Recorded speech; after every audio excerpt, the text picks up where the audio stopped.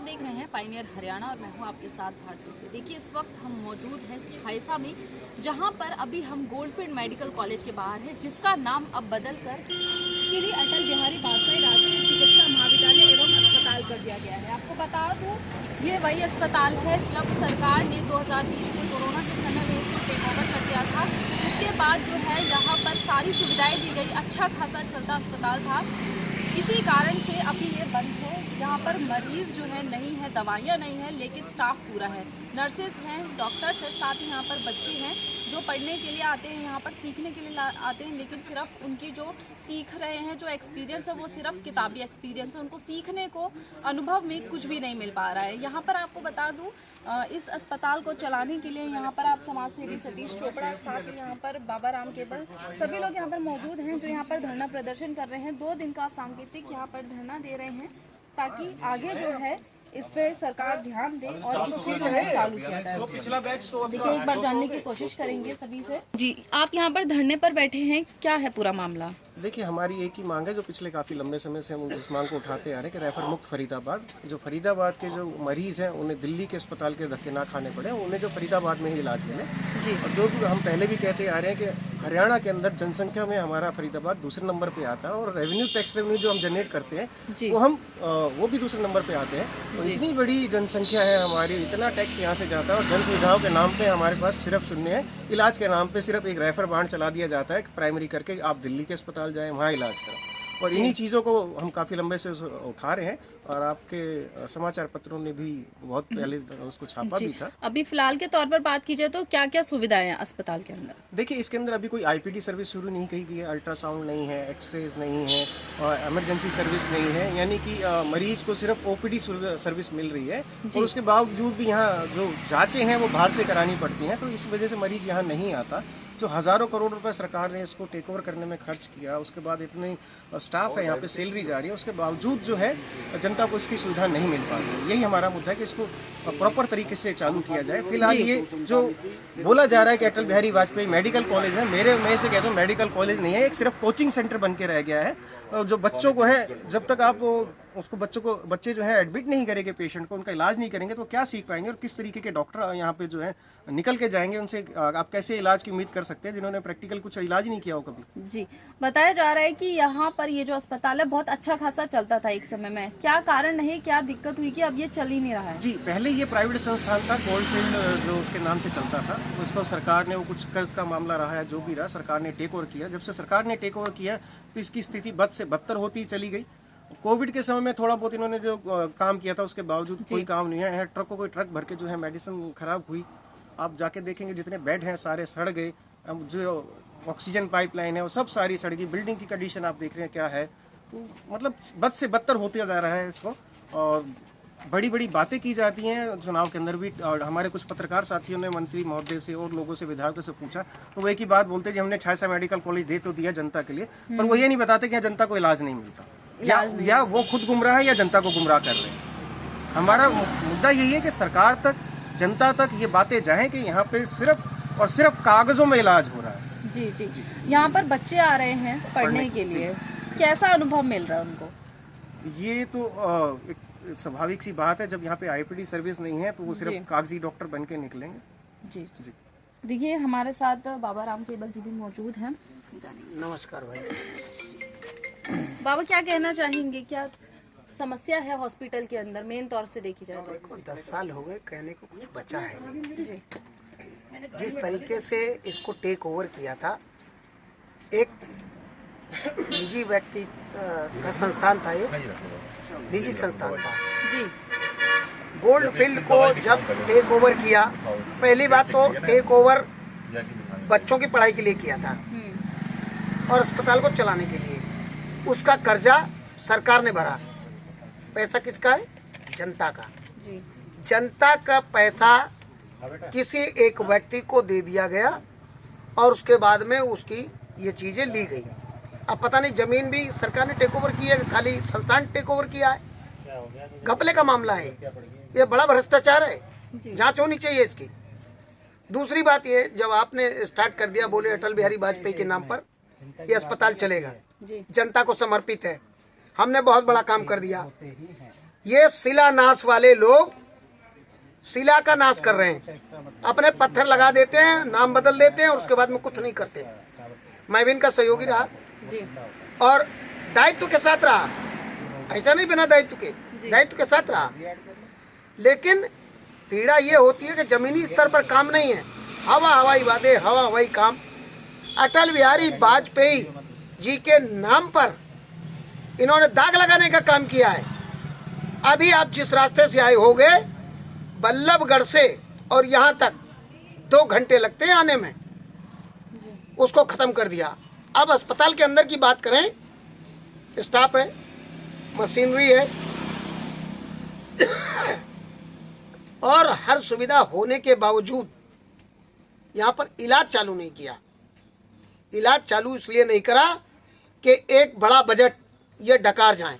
जी इसीलिए मैं इनको कहता हूँ भ्रष्ट भाजपा, गुजराती माफिया, लुटेरी गैंग, इनका काम सिर्फ लूट का है और जनता की सेवा सुविधा से कोई मतलब नहीं है। आज इसके संदर्भ में, इस हॉस्पिटल के संदर्भ में, ये जो सतीश चोपड़ा जी हैं, ये लगातार कई सालों से लड़ रहे हैं, लेकिन इसको अभी पूर्ण रूप से चालू नहीं किया गया। ये CSR के पैसे से मशीनें खरीद के ला के सड़ा रहे हैं, उसका होश नहीं है, वो पैसे की बर्बादी कर रहे हैं। CSR का अकाउंट भी और जनता का पैसा भी, क्योंकि हजारों करोड़ रुपया तनख्वाह में दिया जा रहा है, मेंटेनेंस में दिया जा रहा है, लेकिन मेंटेनेंस नाम आप देखो नज़र उठा करके, पाइपलाइनें गली पड़ी हैं, चाहे वो बिजली की हो, पानी की हो, गैस की हो, सब गली पड़ी हैं। और दूसरा, खिड़की दरवाजे और जिस तरीके से नज़र आता है, सामने देखो किस तरह का है, बहुत बुरा हाल है। नमस्कार, मैं आम आदमी पार्टी के प्रदेश प्रवक्ता होने के नाते, सतीश भाई बैठे हैं, बाबा जो भी मैं एक सामाजिक कार्यकर्ता रहा हूँ पहले पार्टी के साथ, तो बाद का काम है जुड़ने के बाद में। और पहली मेरा उद्देश्य सिर्फ ये है कि मैं अपने क्षेत्र की आवाज़ उठा सकूं। टीवी के माध्यम से ही मैं हर चैनल के ऊपर यही बोलता हूं कि अपने क्षेत्र के मुद्दे जितने भी उठाता हूं, और आप लोगों के मुद्दे उठाने के बाद में आप लोगों के द्वारा वो पूर्ण भी हो रहे हैं, उन मुद्दों के ऊपर काम भी हो रहा है। और हर बार मैंने जितने भी, क्योंकि कुछ प्रवक्ता ऐसे भी हैं जो पार्टी के, जो बीजेपी के अंदर, जो सरकार के अंदर बैठे हैं, सत्ता के अंदर एक अच्छे पदों पे अंदर बैठे हुए हैं, तो उनके द्वारा भी मैं उनको टक्कर देता हूं कि मेरे क्षेत्र को जितनी भी समस्याएं हैं उनका समाधान करवाना हमारा हक है, क्योंकि हम एक पार्टी से तभी जुड़े हैं जब हम अपने क्षेत्र की समस्या का समाधान कर सके। और एक चीज़ सबसे पहले कि अटल बिहारी जी मेरे आदर्श नेता होते हैं एक राजनीति के उद्देश्य से, लेकिन उनके नाम पे जो एक ये बीजेपी ने जो लूट मचा रखी है, वो एक नाम बदल के, वो जो नाम की राजनीति है, जो एक स्वच्छ छवि के, विपक्ष भी उनको आदर सम्मान करता था और हम जैसी युवा पीढ़ी भी आगे और जो पूर्वज थे वो भी उनका सम्मान करते थे, क्योंकि राजनीति के लिए एक बहुत बड़ा अच्छा स्तंभ थे बीजेपी को जिन्होंने खड़ा किया। लेकिन आज बीजेपी उन्हीं के नाम पे जो ये धोखाधड़ी कर रही है जनता के साथ में, ये जो हॉस्पिटल खोला गया, हॉस्पिटल का मैं इतिहास बताता हूँ, इसके ऊपर जो कर्जा था आज से कोविड से पहले 200 करोड़ रुपए का कर्जा था, जिसने सरकार ने, जब यहाँ पे इसमें 400 बच्चे पढ़ते थे, 399 जो है रेफ़र किए थे ये बच्चे जो हैं। फिर जब ये बंद हुआ तो, क्योंकि यहाँ पे आंदोलन चला था, उन बच्चों का भविष्य का क्या हुआ, क्योंकि 2 या 3 साल जो MBBS करने के बाद में उनकी 1 साल की पेंडिंग थी, उन लोगों को फिर 399 जो स्टूडेंट्स थे वो अलग अलग ज़िले के अंदर जो मेडिकल कॉलेज है वहाँ पे ट्रांसफ़र किए गए, कुछ दिल्ली किए गए, रोहतक किए गए, PGI किए गए। तो उसके अंदर ये सब ट्रांसफ़र करने के बाद एक बच्चा पेंडिंग हो गया था, उसने अपना विड्रॉ कर दिया था।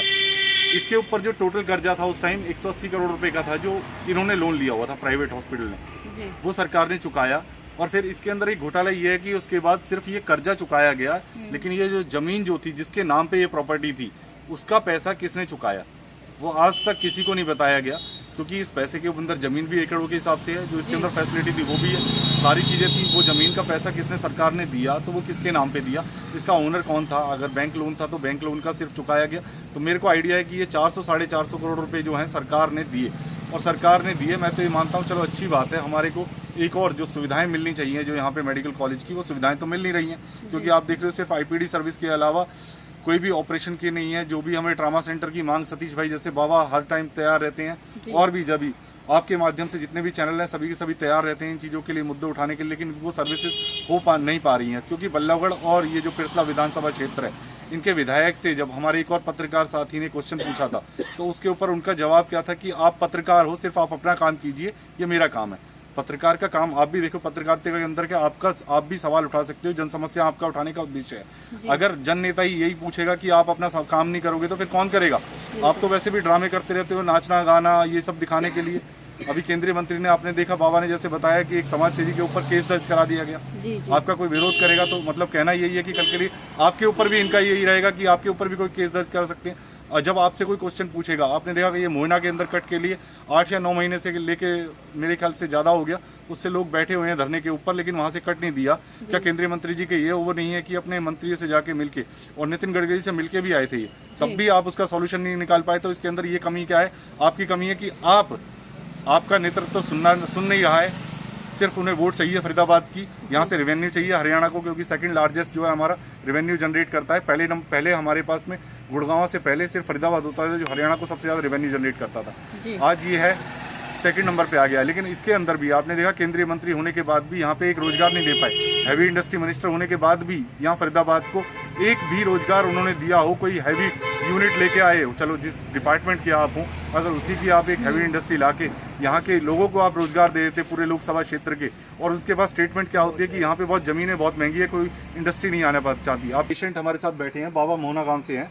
तो बाबा ने ये पूरा कार्ड दिखाया, इनको लिख के दिया गया है कि ये सारे के सारे टेस्ट जो हैं इसके अंदर से सिर्फ ब्लड टेस्ट अवेलेबल है यहाँ पे, बाकी कोई टेस्ट अवेलेबल नहीं है।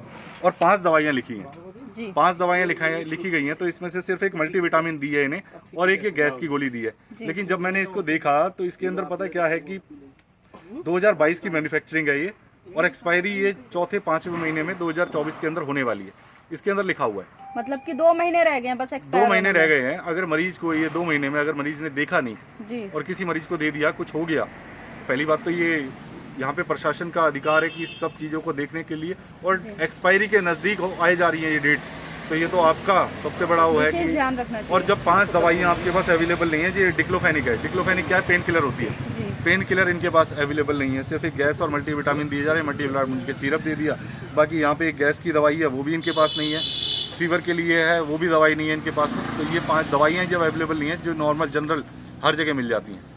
देखिए, जैसा कि आपने सुना कि आखिर अस्पताल द्वारा क्या काम किया जा रहा है। दवाइयाँ अवेलेबल नहीं है, जो अवेलेबल हैं वो भी 1-2 महीने के अंदर एक्सपायर हो जाएंगी। यहाँ पर तमाम लोग यहाँ पर बैठे हुए हैं, इनका सिर्फ एक ही मांग है इनकी कि इस अस्पताल को सुचारू रूप से चालू किया जाए और जनता को सारी सुविधाएं दी जाए। क्योंकि अभी देखा जाए तो फरीदाबाद का इकलौता अस्पताल है बादशाह खान अस्पताल, वहाँ पर यदि कोई जाता है और कोई सीरियस कंडीशन में अगर कोई व्यक्ति है, कोई मरीज है, तो उसको जो है रेफर कर दिया जाता है दिल्ली सफदरगंज में, ठीक है, वहाँ रेफर कर दिया जाता है। वहाँ पर बहुत समय लगता है, लोगों को परेशानी होती है। लेकिन यदि अगर यही फरीदाबाद में ही चालू कर दिया जाए तो लोगों को जो है बहुत सारी सुविधाएं मिलेंगी और उनके लिए काफ़ी आसानी होगी। आप देख सकते हैं यहाँ पर अस्पताल जो है किस कंडीशन में है, कोई मरीज आता हुआ नहीं दिखाई दे रहा है। दवाइयाँ यहाँ पर अवेलेबल नहीं है। इनकी केवल एक ही मांग है कि इसको सुचारू रूप से चालू किया जाए और जनता को सारी सुविधाएं दी जाए। जांच का विषय है कि आखिर इनकी ये मांगे कब तक पूरी होंगी। समय समय पर लगातार कई बार ये लोग यहाँ पर धरना प्रदर्शन कर चुके हैं, लेकिन सरकार का अभी तक इस पर कोई ध्यान नहीं गया है। ऐसी तमाम खबरों के लिए बने रहिए पायनियर हरियाणा के साथ। मैं कैमरामैन राजेश पुंजानी के साथ भारती दुबे। नमस्कार।